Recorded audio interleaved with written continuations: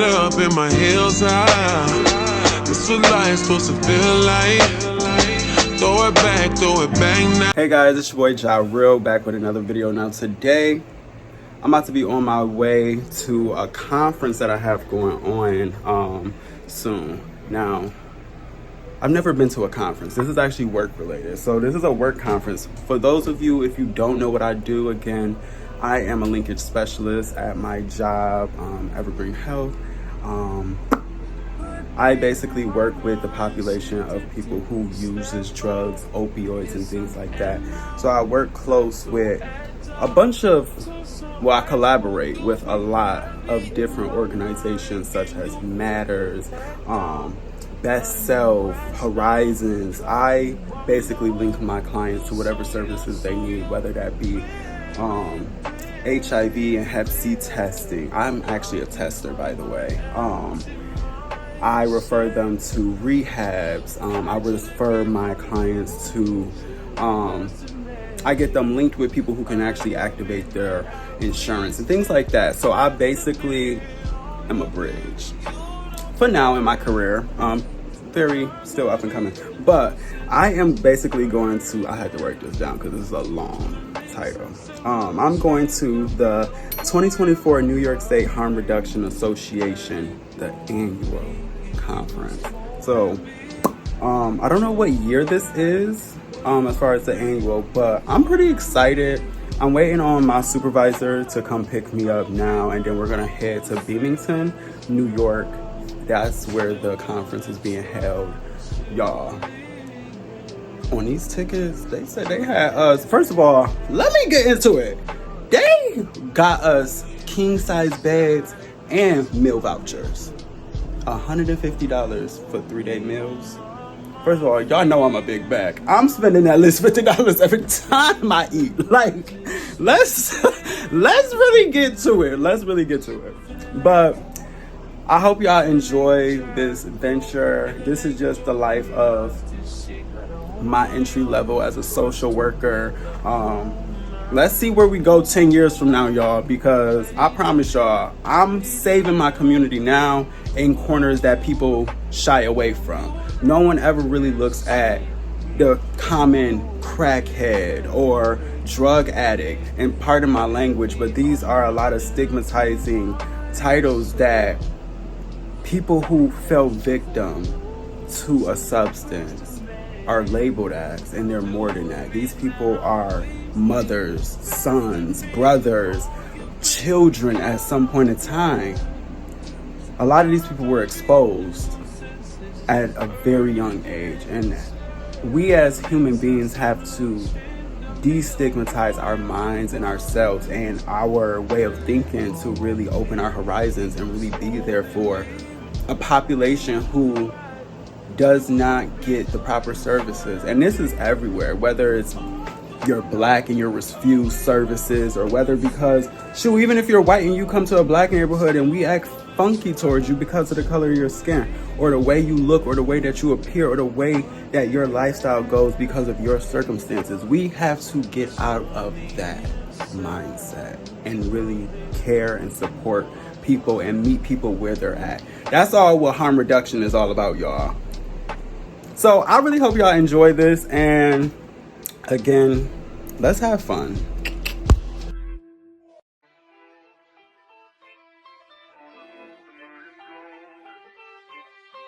Three hours later.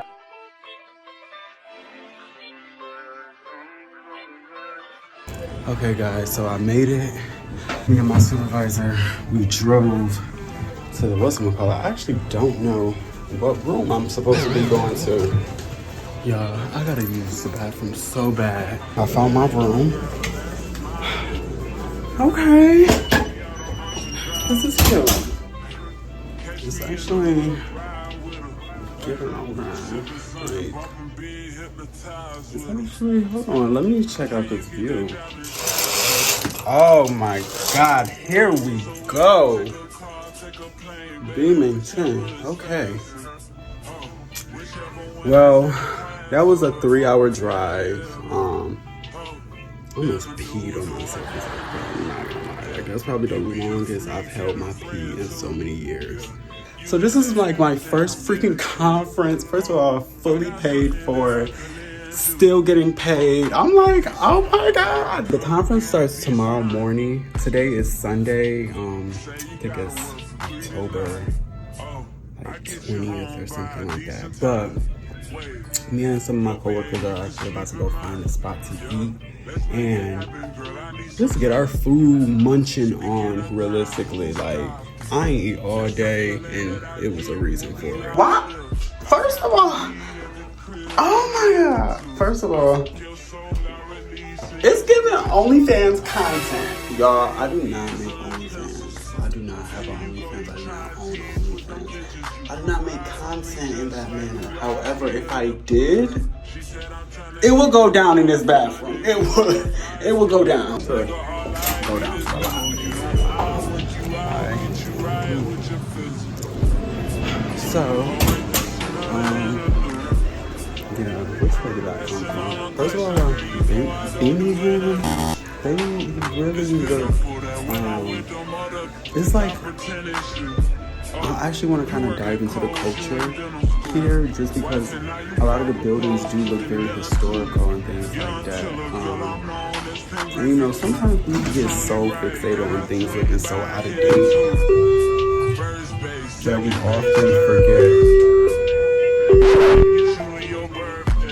often forget that like some things that's like out of date usually have more culture to it or history.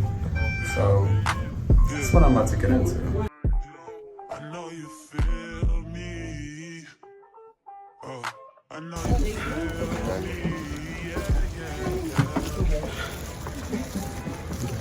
me. It was a little hidden gem.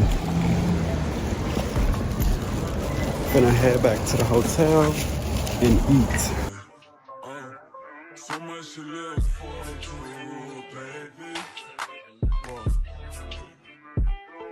Let's not rush into it now.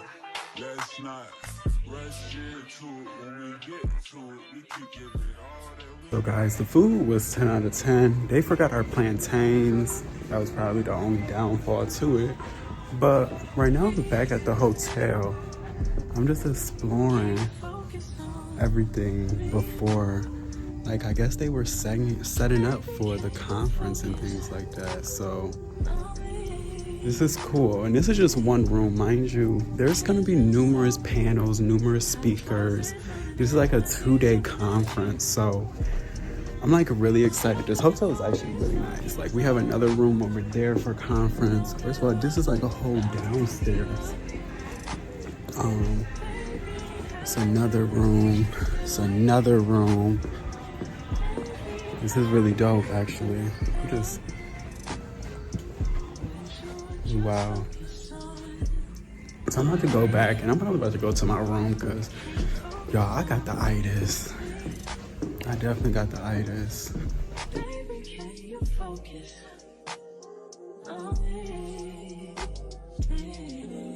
The next morning. Hey y'all, it's your boy Ja Real coming to you live from up under the hotel bedroom covers. Breakfast starts in like 20 minutes. I don't know if I'm going to breakfast or not, but I really want to go back to sleep. But the first conference or sit down is at, I want to say, 9.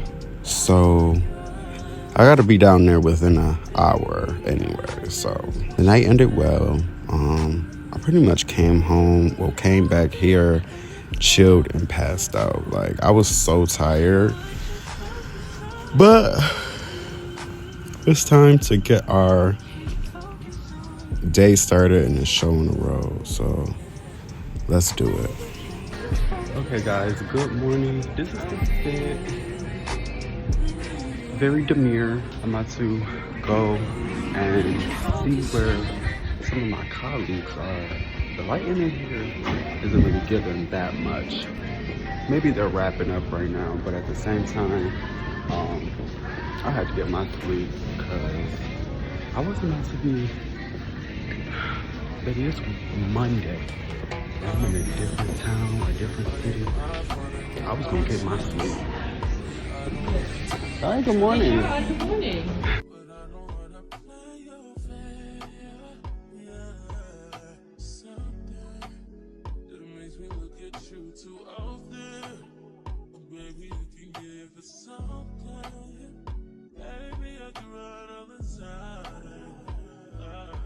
Guys, and now I found the food. It's not really much though, but it's gonna be something.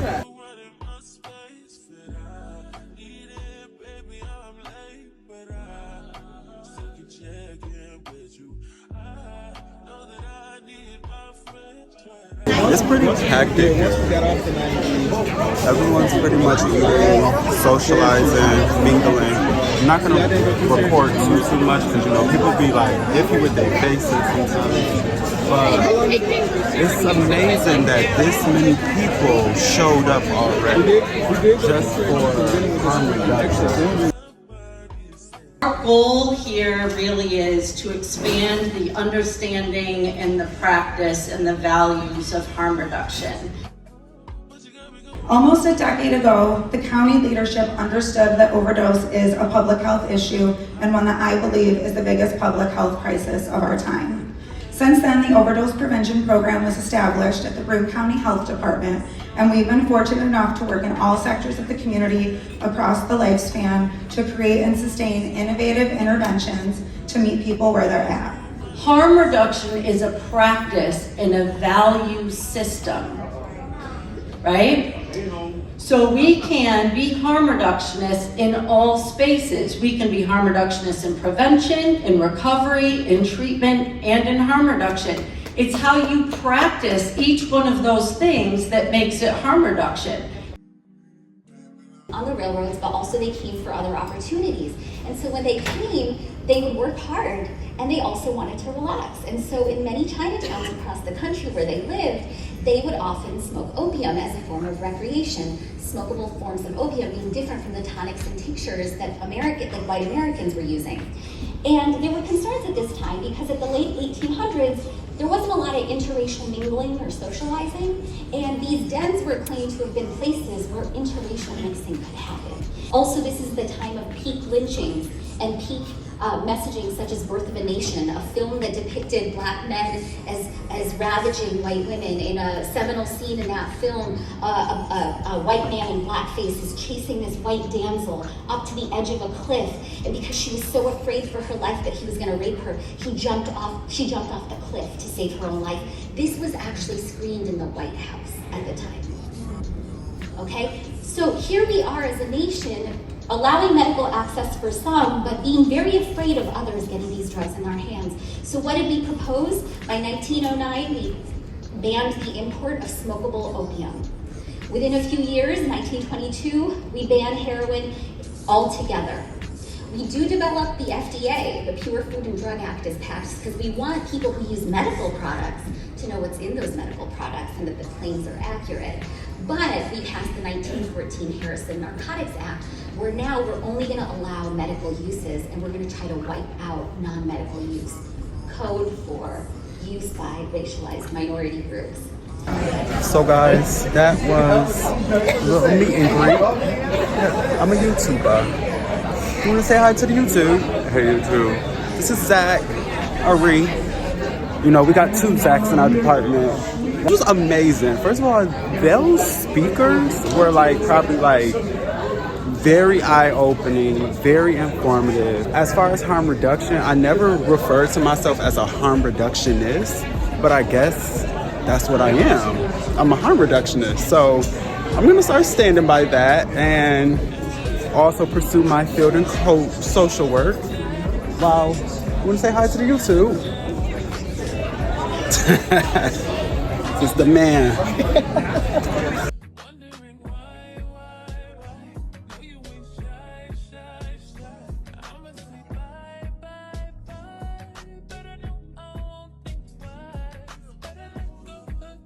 I live right in Chatham County, so yeah. We just got out of the little first speaking, and now they already have food for us. I'm going to be a big bag by the end of this trip.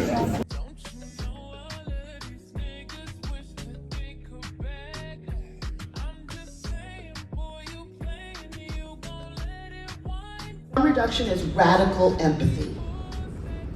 And it's the idea of people will do what they will do, and it is not on us to impose our ideas about what they're doing and withhold care and love. Harm reduction is love, period. Harm reduction is love. And the opposite is a lot of what we're dealing with. Why are Black people dying the most in places where there are a lot of methadone programs? Why? That doesn't make sense. And I have to ask these guys, I'm like, did you do any history? Any background check? Do you know the history of methadone and Black people? It's not medicine. It wasn't a medicine. It was a recidivism intervention coupled with mass incarceration. That was the way that they were addressing the first opioid epidemic, or for some of you who are older in this room, the heroin epidemic.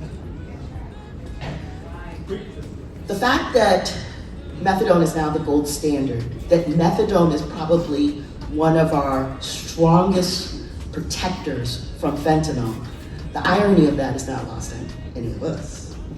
Because methadone was for a very long time as stigmatized as drug use, and people on methadone were stigmatized even among drug users, former drug users, people in recovery, people in 12-step. 2 hours later. Hey guys, so we are adventuring around. We're adventuring around right now. It's really nice out here. Like, it's really like a nice little quiet town. Like, I wouldn't be surprised if everybody in this town knew each other, for real, for real. The food is still amazing. I don't know where we're going. The conference is over as far as like day one. We still got tomorrow to do, but we're just chilling and vibing.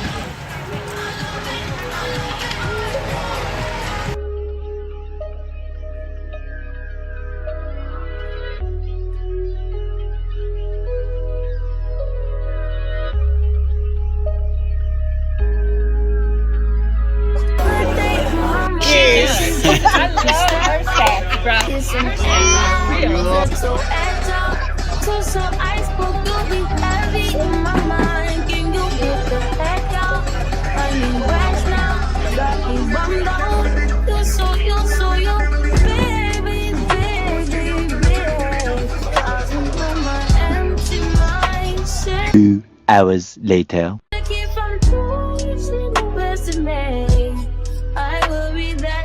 guys, it is the nighttime.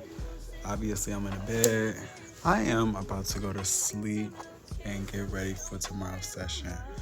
I just want to say that I'm just grateful to have been a person to experience this in this moment. At some point I was sitting there thinking like, wow, I'm sitting in a room full of very powerful people right now.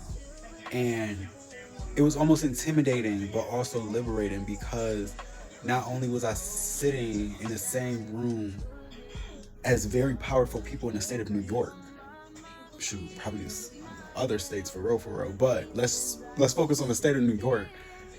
I was sitting in a room full of people who one day I was going to be sitting in their seat, making a powerful change across the state. I'm trying to change the world. So, you know, if I got to start with the state, I will, but thank you. I just want to really thank God. I want to thank my ancestors. I want to thank the people I once knew. I want to thank the people that I count on and who are my strongest support systems at this present moment in my life. Just thank you for helping me at times where I needed it most. Even at times where it wasn't available in a way, shape, or form that I needed it to be. All of it played a part for me to be here. I was here. Good night, y'all.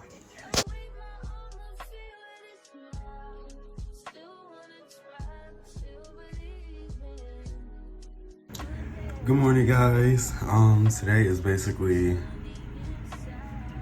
the second day of the conference. I'm out of it. I'm tired. We cruised around probably too much last night, and I just want to lay in bed. Checkout is at 11, so it's really messed up because this whole thing isn't over until like 5 o'clock or maybe like 4 or 3 o'clock, but checkout is at 11. So we gotta really get all our stuff out of here. What? So yeah, we're gonna play this day by the ear. But I am dressed. I got it's a little backwards right now. I mean, on camera, obviously. But I love people who use drugs t-shirt. I'm gonna keep it backwards just for YouTube purposes. Melinda just texted me a few minutes ago saying that the breakfast was good. Well, at least better this time. It was giving very demure yesterday. I hope it's giving very much big back today because after the night we had, I'm hungry.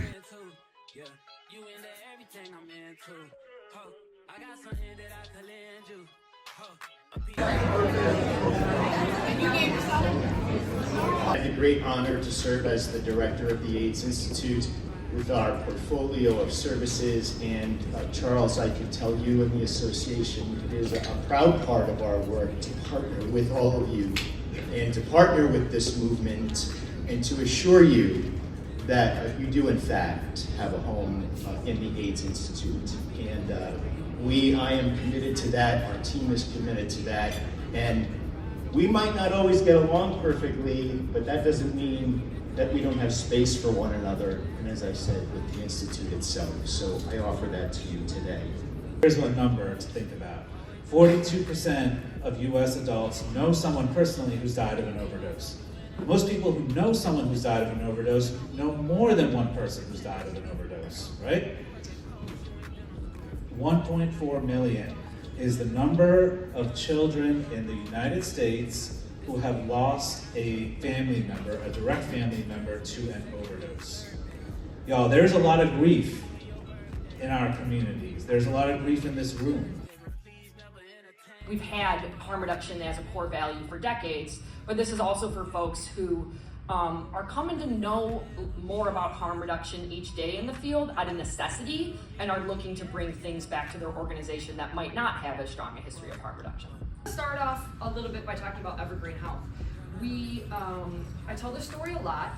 We have been around for 41 or 42 years in Western New York.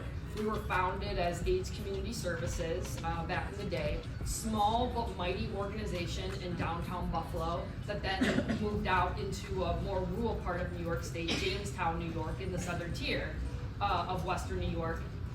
And at that point in time, like some of the other organizations represented here today, we were a small but mighty organization linking people with what little medical care did exist in the community and doing some prevention education.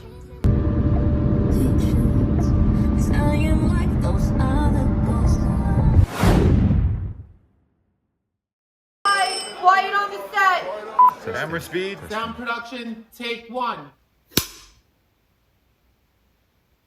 Like, you not gonna tell me that this is sexy. I'm really about to cry. And this is all for me.